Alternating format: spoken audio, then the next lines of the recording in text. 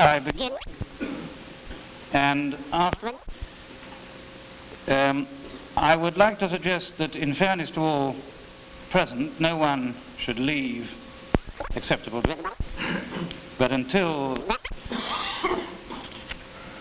Mr. Kruschev has just left the Waldorf after calling on Mr. MacMillan.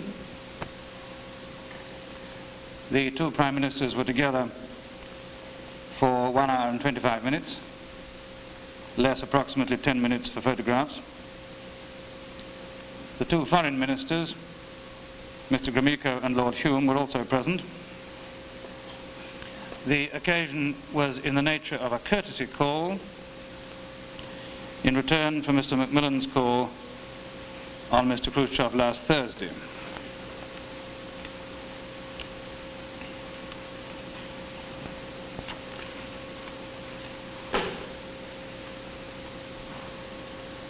They had a long and useful discussion, which was primarily, in fact, almost entirely concerned with the best methods of making progress with the disarmament problem, both now at this present General Assembly and in the future.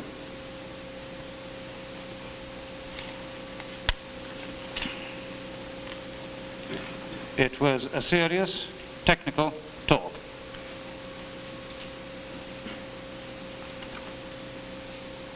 The tone of the conversation was businesslike. It was not acrimonious.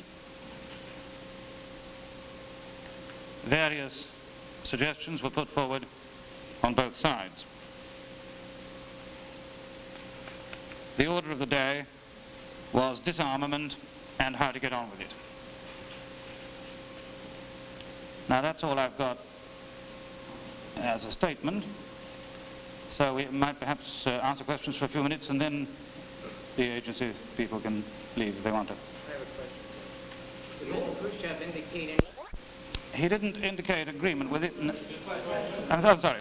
Mr. Khrushchev indicate any agreement with Mr. MacMillan's proposal to get going on a technical study? The answer is no, not directly, but he did indicate a willingness to discuss the problem, to continue discussing the problem. The Prime Minister was anxious, as indeed his public statement has shown, to try to make progress both on the technical aspect and on the political aspect in parallel. The Soviet attitude is rather more concerned with the principles of the matter, but they discussed freely how to proceed. Was there any? Will Mr. MacMillan Agreement of disarmament during the talk? Was there any agreement on any phase of disarmament during the talks?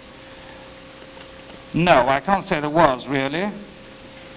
No. In view of the fact that this is the last meeting in New York between In view of the fact that this is the last meeting in New York between Mr. MacMillan and Mr. Khruschev, did either of them, when they ended their meeting, look forward to, what was it, Michael? Subsequent get-together. Yes.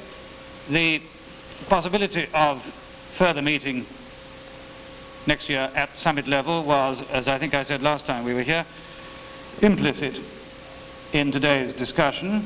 There was no specific consideration of times or dates or places. Is there any agreement trying to get East and West together? Does it look as though Mr. MacMillan will be the chief broker for the West in trying to get East and West together? I don't think Mr. MacMillan sees himself cast in the role of broker. I think he's not in the middle. He's part of the Western side, and broker is not quite the part which he sees himself playing.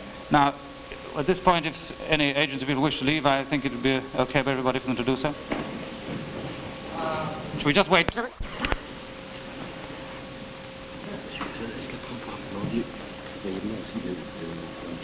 Yes, sir. Okay?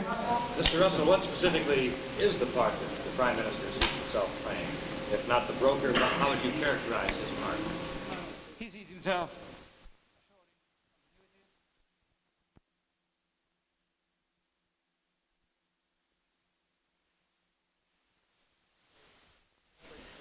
It was not acrimonious. Were you expecting that it might be? That's a good question, isn't it? No, I don't think we were, but quite often people think these meetings have been acrimonious. It was very much the same level of tone as the other one, in spite of the hard knocks that have been exchanged in the interval.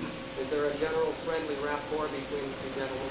Is there a general friendly rapport between the two gentlemen? There's a good business-like relationship. Mr. Russell, were there any specifics discussed insofar as the possible four-power meeting is concerned?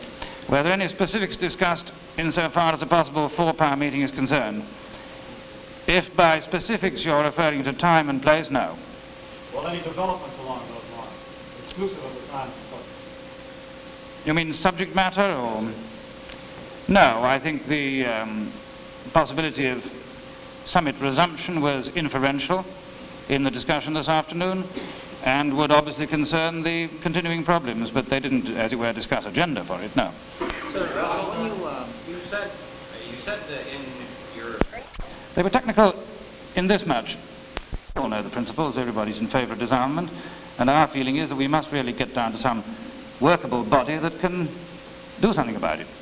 Did they discuss to have a meeting of experts before the summit meeting? Did they discuss having a meeting of experts before the summit meeting?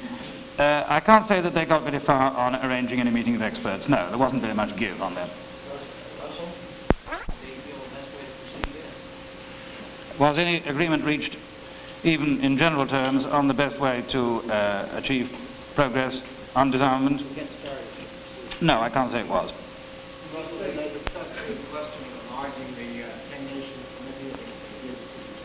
Did they discuss the question of enlarging the 10-nation committee? Yes, it was mentioned. I can't elaborate far on it, I'm afraid. I know that on our side the feeling is that if you make it too big, it won't be a very business-like body. Mr. Russell, in answering a question that you were At the last time, I said that at the discussion both sides stated their views, their positions, and held to them. The question is whether that sentence would describe today's meeting as well, or whether there has been some progress, some advance from those positions. I think the answer to that question is that there has been virtually no change. On disarmament, and did he show any indication of being prepared to compromise in any shape or form? The answer is no. There was no visible change in that, but there was a readiness to take note of what we were saying